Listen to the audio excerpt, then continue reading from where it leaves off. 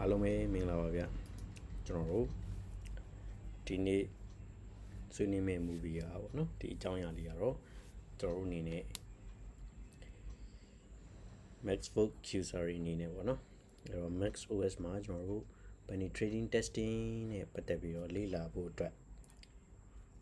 ပြင်ဆင်တဲ့နေရာမှာအထောက်အကူရစေမယ်အချို့သောအရာတွေကိုဆွေးနွေးသွားမှာဖြစ်ပါတယ်။အဲ့တော့အခုဆွေးနွေးမှာအဓိကအကြောင်းအရာကတော့ကျွန်တော်တို့ browser ပေါ့နော်။အဲ့တော့ browser ကကျွန်တော်တို့ဒီ Mac OS မှာဆိုရင်အဓိကအဖြစ် Safari browser default ပါပြီးသားပေါ့နော်။ဒါပေမဲ့ကျွန်တော်တို့ကဒီတခြားသော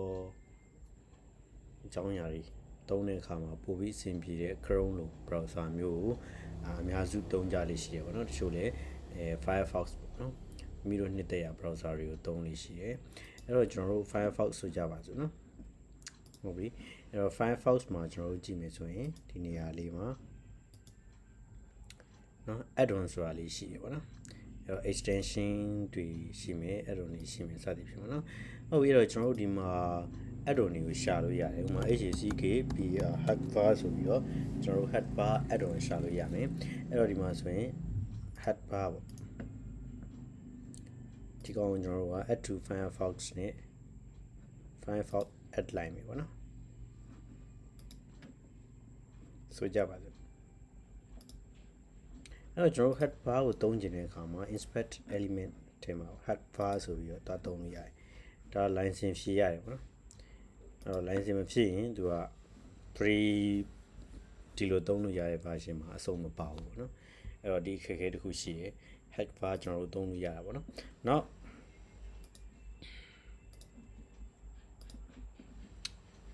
ဒီကြောင်းတော့မှပြောပါမယ်အဲ့တော့နောက်ကျွန်တော်တို့ဒီ Chrome browser သုံးနေဆိုကြပါစို့နော်အဲ့တော့ Chrome browser မှာဆိုရင်လည်းပဲကျွန်တော်တို့ဒီနေရာမှာ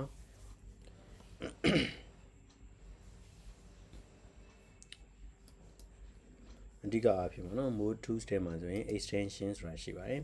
အဲ့တော့အဲ့ဒီကနေပြီးတော့လည်းပဲကျွန်တော်တို့သွားပြီးတော့ဒီနေရာမှာ HACKB Hackbar ဆိုပြီးရှာပြီးတော့ထည့်သွင်းထားလို့ရတယ်ပေါ့နော်အဲ့တော့သူ့ကိုသုံးကျင်နေဆိုရင်ကျွန်တော်တို့ဘယ်လိုသုံးလို့ရလဲဥပမာဆိုကြပါစို့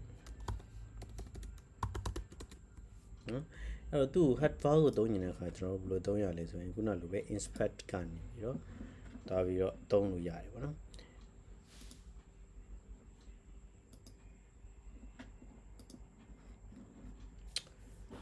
ဒီလိုသုံးရတာကျွန်တော်တို့ဒီ Hackbar ဆိုတာဘာလဲလို့ပြောရရှိပါတယ် Hackbar ဆိုတာတော့ကျွန်တော်တို့web hacking နဲ့ပတ်သက်ပြီးတော့ဗောနော်လေ့လာတဲ့နေရာမှာတချို့အရာတွေကျွန်တော်တို့တစ်ခုချင်းစီလိုက်ပြီးလုပ်နေရတဲ့ဆိုင်ရင်သူကပို့ပြီးတော့လွယ်ကူလင်းမြန်အောင်ဖန်တီးပေးထားတဲ့အရာလို့ပြောလို့ရတယ်ဗောနော်အဲ့တော့သူ့ကိုကျွန်တော်တို့အကောင်းဆုံးဖြစ်အောင်သုံးမယ်ဆိုရင်တော့ဒီ Waterfall Classic ဆိုတဲ့ browser လေးကို install လုပ်ထားဖို့လိုပါမယ်WAD က Waterfall နော် waterfall.net download ကိုတွားလိုက်ပါဒါမှမဟုတ်ရင် waterfall.net ကိုတွားလိုက်ပါနော်ဒါမှမဟုတ်ရင်လည်း waterfall ဆိုပြီးတော့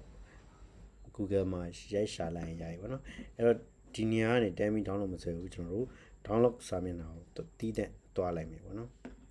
အဲ့တော့သူ့ရဲ့ download စာမျက်နှာမှာဆိုရင် Windows Linux Mac ဆိုပြီးတော့တွေ့တယ်အဲ့တော့ဒီကောင်က waterfall current version မှာအဲ့တော့ကျွန်တော်တို့သုံးမှာက classic version ဖြစ်ပါတယ်အဲ့တော့ Max မှာသုံးမှာဖြစ်တဲ့အတွက်ဒီကနေ download ဆွဲမယ်ပြီးသွားတဲ့အခါမှာကျွန်တော်တို့ install လုပ်ထားလိုက်မယ်ပေါ့နော်ဒါဆိုရင်ရပြီနောက်တစ်ခုကတော့ကျွန်တော်တို့ Hackbar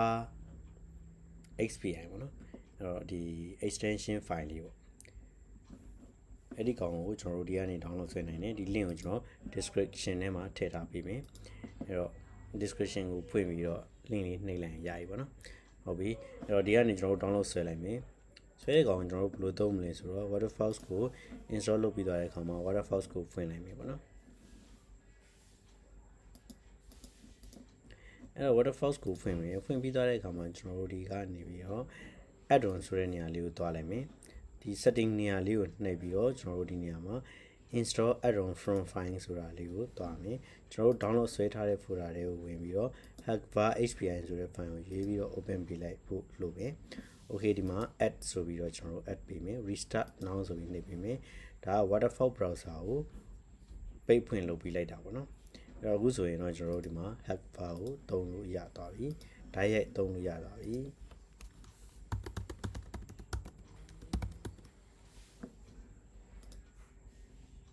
sorry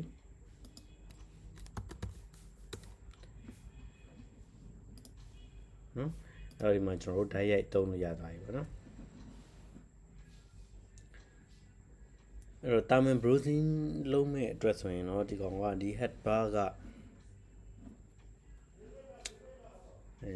စာမျက်နှာထဲမှာဝင်ရှုပ်တယ်လို့တော့ဖြစ်တယ်ပေါ့နော်အဲ့တော့ဒီကနေပြီးတော့ကျွန်တော်တို့ inspect element ကနေပြီးတော့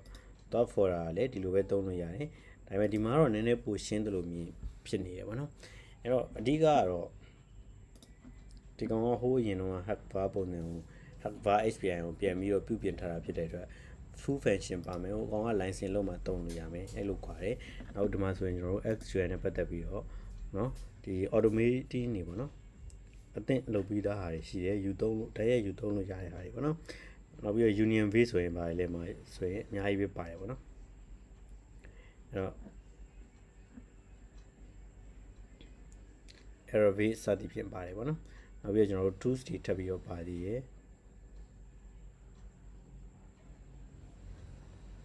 စသည်ဖြင့်ပေါ့နော် W ရဲ့ bind batch တွေပါမယ် encode ပါမယ် UI encode ပါညာတွေပေါ့နော်နောက်ကျွန်တော်တို့ဒီမှာအစုံပါတယ်ပေါ့နော် XSS ပါမယ် LFI ပါညာပါမယ်ပေါ့နော်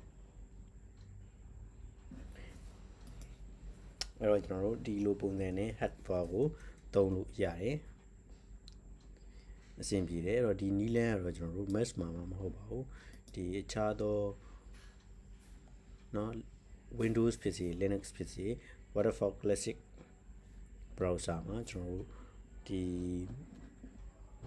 Hackbar ကိုထည့်ပြီးတော့သုံးလို့ရတယ်အဲ့တော့အဓိကကတော့ဗောနော်ကျွန်တော်တို့ရဲ့ SQL injection ဘာညာလေ့လာတဲ့နေရာတွေ web app နဲ့ပတ်သက်ပြီးလေ့လာတဲ့နေရာတွေမှာပို့ပြီးတော့အထောက်အကူရစေမယ်Taman browsing အတွက်တော့ဒီကောင်ကနေရာတော်တော်လေးဝင်ယူထားတဲ့အတွက်အောက်မှာနေရာကျင်းသွားတယ်လို့ပဲပေါ့နော်ခံစားရတယ်ဟုတ်ပြီအခုကျွန်တော်ပြောချင်တာကတော့ဒီလောက်ပါပဲအဲ့တော့နောက်ပိုင်းကြာရင်တော့ကျွန်တော်ရဲ့ဒီ blog လေးမှာပေါ့နော် SQL injection နဲ့ပတ်သက်ပြီးတော့လေ့လာလို့ရမယ်ဗီဒီယိုတွေရှိပါတယ် YouTube မှာတင်ထားပြီးသားပါအဲ့ဒါတွေကိုကျွန်တော်တန်းစီပြီးတော့ထည့်ပေးသွားဖို့ရှိပါသေးတယ်အခုလောလောဆယ်မှာတော့ပေါ့နော်ကျွန်တော်အဲ့ဒီဘက်ကိုမလှည့်နိုင်သေးတဲ့တော့ပါဟုတ်ပြီအဲ့တော့ခုလောလောဆယ်လေ့လာခြင်းနဲ့ဆိုရင်တော့ကျွန်တော်ရဲ့ YouTube channel လေးကို subscribe လုပ်ထားနိုင်ပါတယ်နောက် YouTube channel လေးကနေပြီးတော့youtube.com/camino ဆိုပြီးတော့ကျွန်တော်ဒီ channel လေးကိုဝင်ရောက်နိုင်တယ်ပြီးသွားတဲ့အခါမှာကျွန်တော်တို့ playlist ဆိုတဲ့နေရာကနေပြီးတော့ဒီလေ့လာရမယ်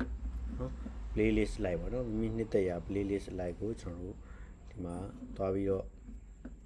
လေ့လာလို့ရတယ်ဥပမာ SQL injection ဆိုရင် SQL injection ပေါ့နော်အဲ့တော့ SQL injection ဆိုရင်ကျွန်တော်တို့ဒီနေရာလေးမှာXML 18ခုပေါ့နော်အဲ့တော့နမူနာ18ခုကျွန်တော်တို့တင်ထားတာရှိတယ်အဲ့ဒါတွေကိုသွားပြီးလေ့လာနိုင်တယ်ဒါ tools တွေကိုသုံးပြီးလုပ်တာမျိုးမဟုတ်ဘူး manual အနေနဲ့သဘောပေါက်နားလည်အောင်အခြေခံရှင်းပြထားတာတွေဖြစ်ပါတယ်အဲ့တော့အဲ့ကနေပြီးတော့ကျွန်တော်တို့သွားပြီးတော့လေ့လာလို့ရပါတယ်ဒ